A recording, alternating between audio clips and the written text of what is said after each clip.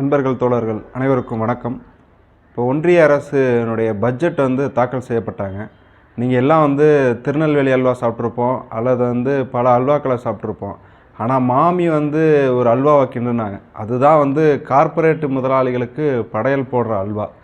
அந்த அல்வாவை எல்லாருக்கும் கொடுத்துட்டு நாங்கள் தான் நாட்டினுடைய வளர்ச்சிக்காக பாரு எவ்வளோ பட்ஜெட் போட்டிருக்கிறோம் அப்படின்னு சொல்லி ஒரு அறிவிப்பையும் வெளியிட்டாங்க.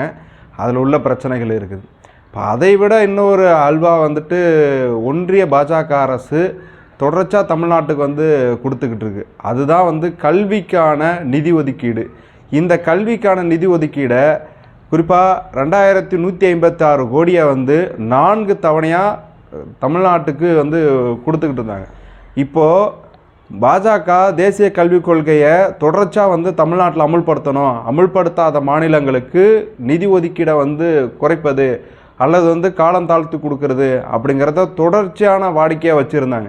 இப்போ என்ன பண்ணியிருக்கிறாங்கன்னா, இந்த 2156 கோடி நிதியை அதை 4இல் 1 பகுதியை இப்போ தேசிய கல்விக் கொள்கையில் சொல்லப்படுற PM ஸ்ரீ பள்ளிக்கான அந்த ஒப்பந்தத்தில் கையெழுத்திடணும். அந்த கையெழுத்திடலை அப்படின்னு சொன்னால் அந்த நிதியை கொடுக்க முடியாதுன்னு சொல்லி ஏற்கனவே பிரச்சனை பண்ணிகிட்டு இருக்காங்க. அதை எதிர்த்து தமிழ்நாடு அரசும் தொடர்ச்சியாக ஃபைட் பண்ணிகிட்டு இருக்கிறாங்க.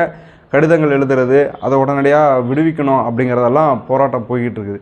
பாஜக அரசு இந்த 2156 கோடி ரூபாய் நிதியிலிருந்து இன்றைக்கி குஜராத்துக்கும் உத்தரப்பிரதேசத்துக்கும் கொடுத்து தமிழ்நாட்டுக்கும் இன்றைக்கி மற்ற மாநிலங்களுக்குமான முரண்பாட்டை ஏற்படுத்துறது அப்படிங்கிறத செஞ்சுருக்குது.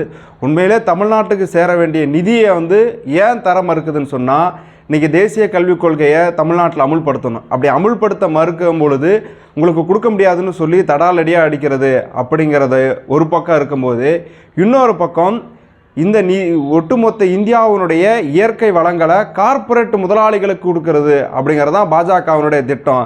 அதுக்கு இன்றைக்கி குஜராத்தையும் மற்ற மாநிலங்களையும் மோத விடுவது, இன்றைக்கி தமிழ்நாடையும் மற்ற மாநிலங்களையும் மோத விடுவது அப்படிங்கிற வேலையை பாஜக அரசு தொடர்ச்சியாக செஞ்சுக்கிட்டு இருக்கு. எனவே இந்த கல்வி நிதிங்கிறது நம்ம தட்டிலிருந்தே எடுத்து இன்றைக்கி அவனுக்கு கொடுத்துட்டான், அவனை முன்னேற்ற பார்க்குறாங்க, அந்த மாநில வளர்ச்சியை பாஜக அரசு பயங்கரமாக செழுமைப்படுத்துது என்பதல்ல. அம்பானி அதானி போன்ற கார்ப்பரேட் முதலாளிகளை வாழ வைக்கிறதுக்கு தமிழ்நாட்டு மக்களுடைய மண்டையில் கையை வச்சுருக்கிறாங்க, தமிழ்நாட்டு மாணவர்களுடைய கல்வியில் கையை வச்சுருக்கிறாங்க. எனவே பாஜக அரசு உடனடியாக இந்த நிதியை திருப்பி ஒப்படைக்கணும். தமிழ்நாட்டுக்கு ஒதுக்க வேண்டிய அந்த 2156 கோடி ரூபா நிதியில் ஒரு பகுதியை உத்தரப்பிரதேசத்துக்கும் குஜராத்துக்கும் திருப்பி விடப்பட்டிருக்குது. இது இன்றைக்கி நம்ம வீட்டில் இருக்கிற ஒரு காசை எடுத்து அடுத்தவனுக்கு கொடுக்கறது அப்படிங்கிறத நம்ம அனுமதிப்போமா? அதுபோல் இன்றைக்கி நம்மளுடைய சொத்துக்களை, நமக்கு தேர வேண்டிய சொத்தை பாஜக ஆளக்கூடிய இந்த மாநிலங்களுக்கு பிரித்து கொடுக்கறதுங்கிறது எவ்வளோ பெரிய அயோக்கியத்தனமானது. இதை நம்ம எதிர்த்து கேள்வி கேட்க மாட்டோமா?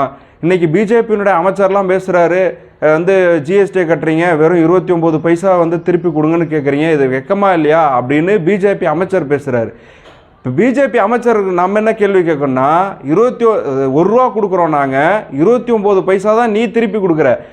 இருக்கிற ஜிஎஸ்டி வசூல்லையே தமிழ்நாடு தான் முன்னாடியே வரியிலே அதிகமாக கொடுத்துக்கிட்டு இருக்கிறாங்க. அப்போது இதை சொல்கிறதுக்கு உனக்கு வெக்கம் இல்லையா? தமிழ்நாட்டினுடைய வரியில் தான் இன்றைக்கி மாநிலங்களில் பல மாநிலங்களுக்கு நீ சலுகை கொடுத்துக்கிட்டு இருக்கிற, கார்ப்பரேட் முதலாளிகளை வாழ வச்சுட்டு இருக்கிற. எனவே இன்றைக்கி தமிழ்நாட்டுக்கு சேர வேண்டிய அந்த கல்வி நிதியை உடனடியாக பாஜக அரசு திருப்பி வழங்கப்படணும். அதற்கு மக்கள் நாம் போராடணும். இன்றைக்கி பாஜக எப்போதும் தமிழ்நாட்டை ஒரு ஓரவஞ்சனையாக தான் பார்த்துக்கிட்டு இருக்கு.